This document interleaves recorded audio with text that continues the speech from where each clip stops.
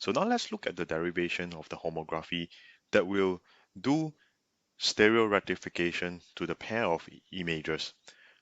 We'll consider this by looking at the 3D point denoted as capital P, and this 3D point corresponds to small p and p prime in the image coordinates of the respective left and right images. We further denote O and O prime as the optical center of each camera. So this, in the Richard Hartley and Andrew Zisserman textbooks denotation, it would be C tilde and C tilde prime, where uh, C tilde here, it's a 3 by 1 inhomogeneous coordinates of the camera centers. And we further denote the known camera matrices as M equals to K multiplied by identity 0, which means that we are defining the first camera, the reference camera, as in the canonical reference frame, where the camera coordinate frame coincides with the world coordinate frame, and we denote M prime here equals to K prime multiplied by R and T, where R and T is the relative transformation from O to O prime. Now, based on the given information, we compute the camera normalized epipoles denoted by E hat and E hat prime in each image. So here we know that E, which is the epipole in the first image, we are given two images over here. The epipole in the first image, which we denote as E, it's the projection of the camera center of the second camera, which is denoted by O prime, into the first image. So this would be given by M, which is the camera projection matrix of the first camera, multiplied by O prime and 1. This is the homogeneous coordinates of the camera center uh, in the second view. And we know that O prime here can also be rewritten as minus R transpose multiplied by T and 1. So evaluating this, where we substitute the definition of M, the camera projection matrix of the first camera, in the canonical reference frame as Ki and 0 multiplied by this camera center, which is O prime in the second frame. Evaluating this, we will end up with E, which is the epipole of the first camera frame, to be equals to K multiplied by O prime. And this implies that the camera normalized epipoles, which is denoted by E hat, would be given by O prime. And similarly, for the epipole in the second view, it would be the projection of the camera center in the first view into the second frame, which we denote as E prime over here. So this would be equivalent to the multiplication of the camera projection matrix of the second view with the camera center in the first view, which is denoted by O and 1 over here. This is the homogeneous coordinates of the camera center in the first view, and substituting M prime, which we have defined earlier on as K prime R and T, into this equation and expanding this expression over here, we'll see that E prime, which is the epipole in the second view, would be equals to K prime multiplied by the translation vector, and this simply means that the camera normalized epipoles would be E hat prime equals to T, the translation vector between the two views. So now having defined the two epipoles in the respective views, the next step would be to compute a projective transformation, which we denote as H, that maps E hat to an infinite point of 1, 0, 0. So the reason why is 1 is because it has to have some values in the x-axis, and 0 because we want the two epipoles to be on the same scan line, which essentially means that we want to align the two epipolar lines of the two views.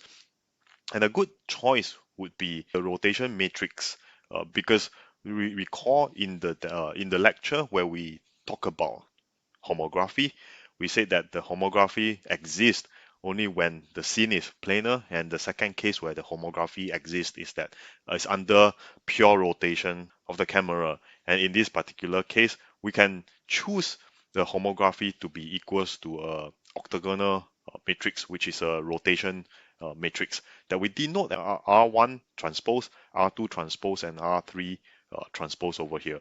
So a good choice of this would be the first row of the homography of the rotation matrix would be given by O prime divided by the norm of O prime. And we can see that the reason why we do this is that because the is after we take H multiplied by O prime.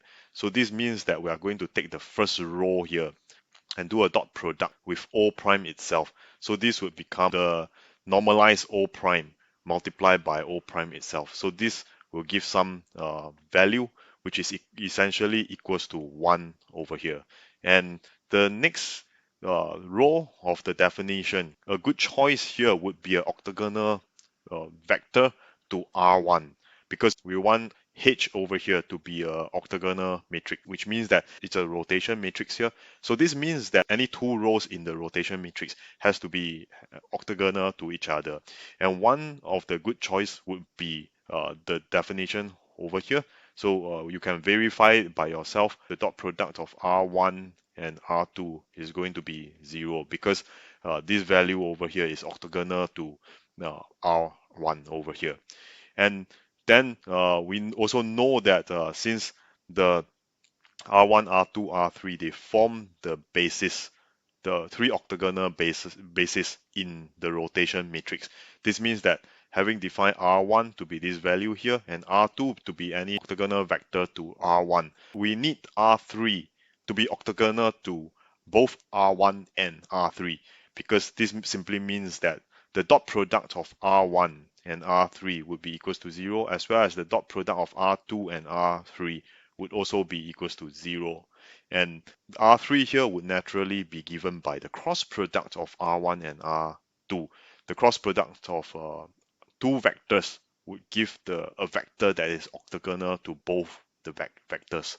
So hence the homography can be now defined by R1, R2, and R3 that we have computed over here.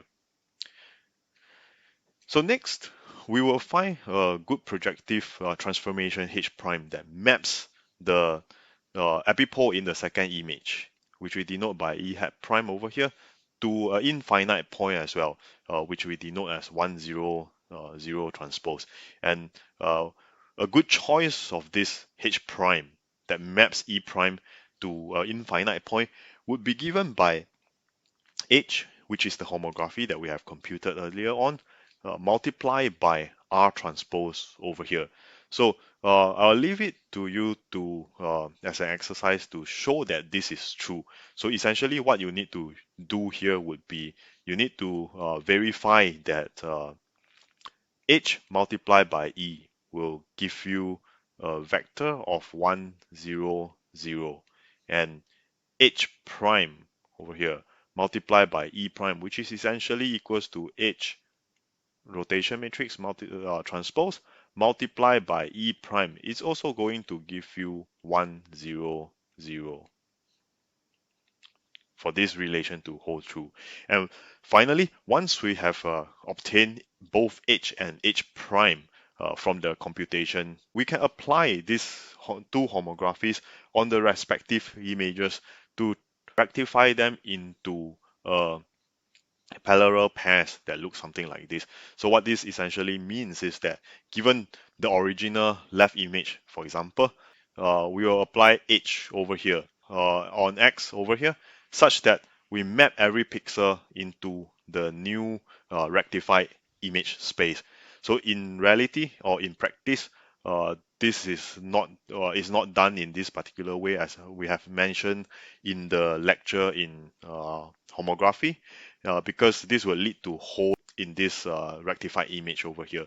So in practice, what we do is that we compute the inverse of H, and for every pixel on the rectified image, we'll compute the corresponding pixel by taking the inverse of the homography, and we'll use this as a lookup table.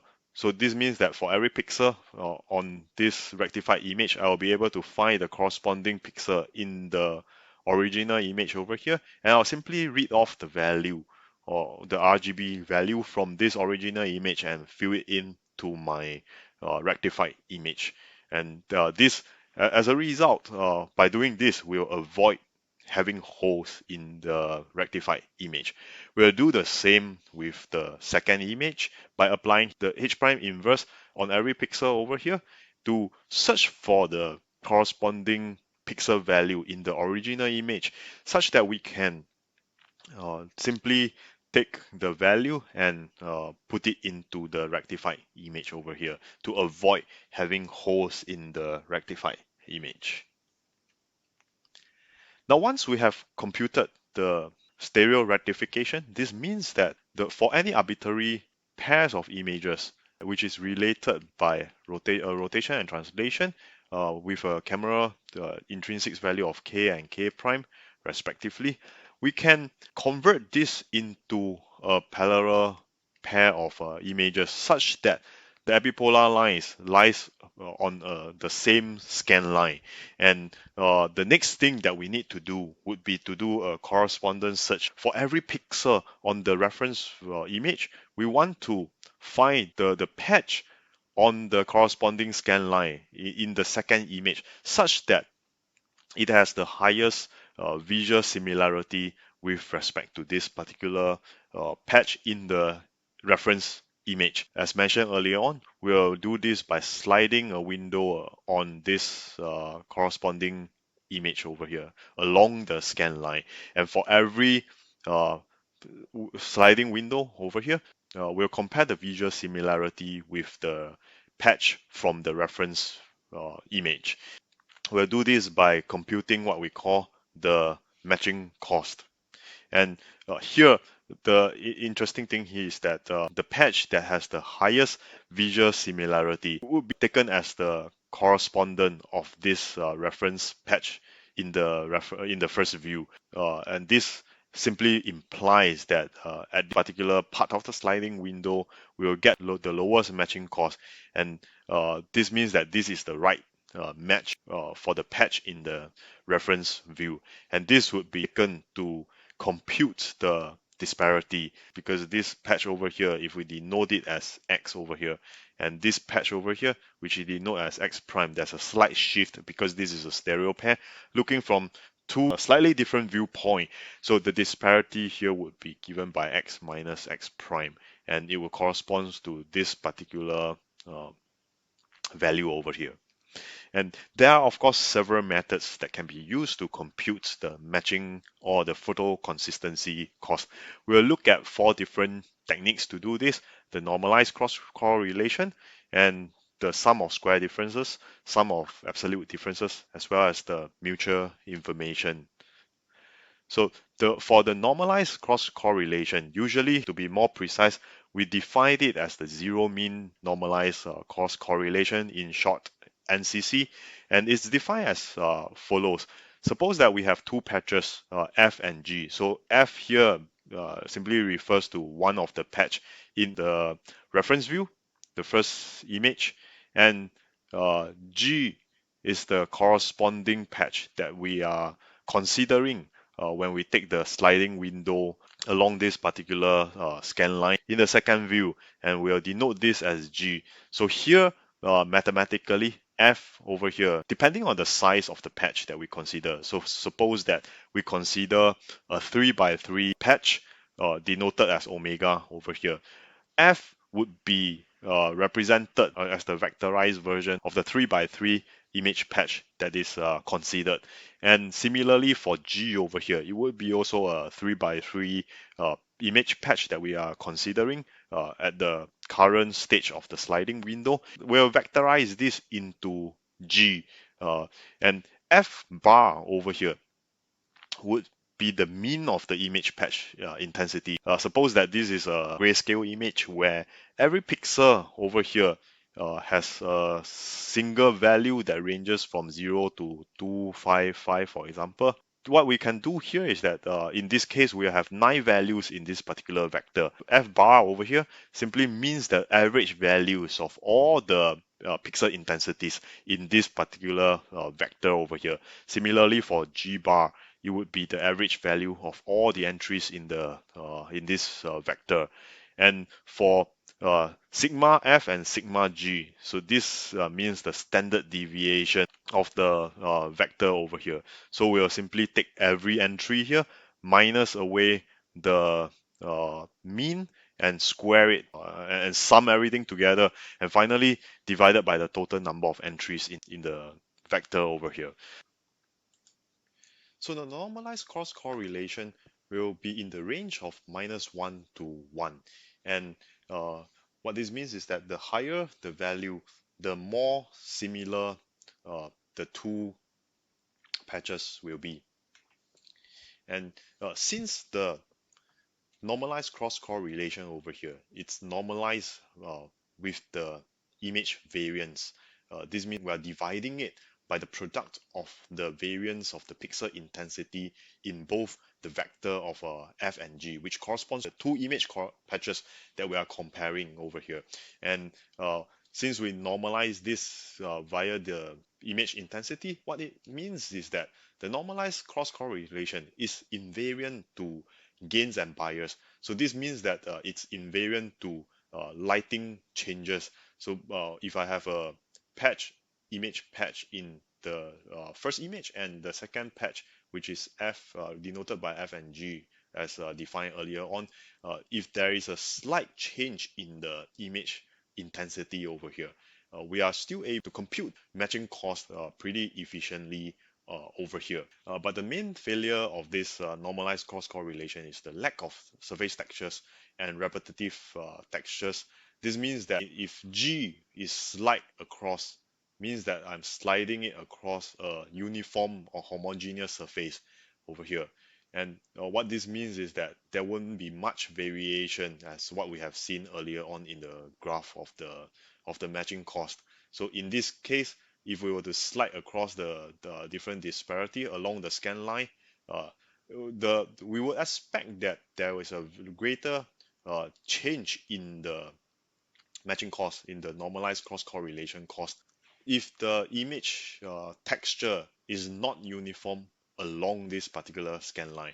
But if it is uniform or homogeneous along this particular scan line, we can expect something like that, a curve that looks like this uniform. And this would not be too good for us to figure out the best matching cost in order for us to find the disparity between the two views.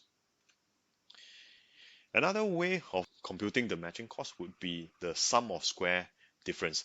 So as the name implies, this would be simply given by the square of the differences between f and g, which represents the vector in the respective patches. So we will take f minus g and then take the square norm of it. But the problem of taking this L2 square distance naively would be that the difference over here could grow unbounded.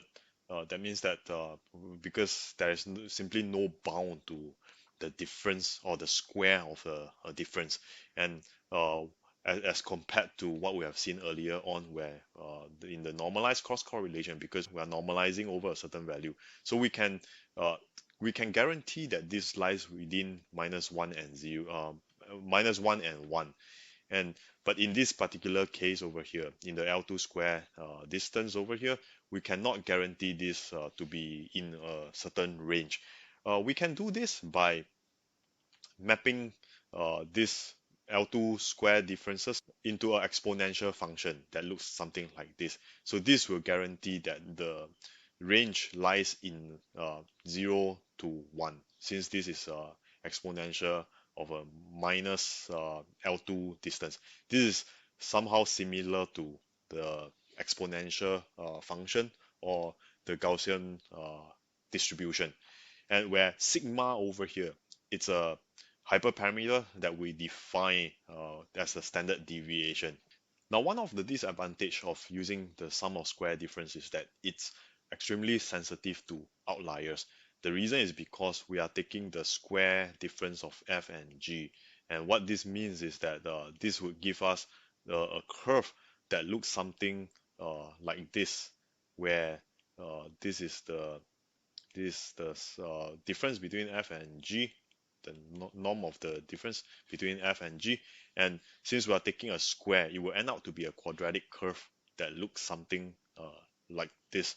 And what it means is that if there's an outlier where f minus g happens to be a very big value, because one of the these values over here might be wrong, and so what this means is that we will end up with a very big value of f minus g over here, because the order over here will go quadratically with the magnitude of the difference between f and g, which means that this is not good if there's any outlier in our image. And one of the way to resolve this would be to use a normalized variant of the SSD. So what this means is that in order to prevent f minus g from getting too large because of the outliers, we can normalize it by the mean. So this means that if I have some values of f, that one of it is an outlier that lies very far away, I can compute the centroid, which is the f mean over here, and then subtract off every value. That means that I'm shifting the reference frame to become the mean of this f vector over here, and normalize it using the standard deviation of all the points from the centroid. So this means that I'm going to scale this distribution down a smaller value over here. And by doing this, the difference would be bounded, and it wouldn't go too large, as in the case where we simply naively take the differences of f minus g uh, over here. Now, it's interesting that this normalized variant of the SSD is equivalent to normalized cross correlation, except for it's the uh, negative of the normalized cross correlation. If we substitute all the parameters into this definition of the NSSD over here, we can see that this essentially evaluates to this particular expression over here, which is equivalent to 1 minus the normalized cross correlation, where this uh, is in the range of minus 1 to 1. So what we are doing here is that we are flipping the sign. And essentially what it means here is that for normalized cross correlation, the higher the value, it means that the more similar the two patches are. But in this particular case of the NSSD or SSD, we are looking at the case where the lower the value, the more similar the two patches of F and G. There's also a third variant of the matching cost, which we call the sum of absolute differences, in short SAD. And uh, this is very similar to SSD, except for instead of using the L2 norm, we will use the L1 norm over here. And to some extent, it is much more robust to outliers compared to the L2 norm counterpart. The reason is because, as I have mentioned earlier on, that in the L2 counterpart, this is equivalent to a quadratic curve f minus g square over here. So the larger the difference, the larger this value is going to become.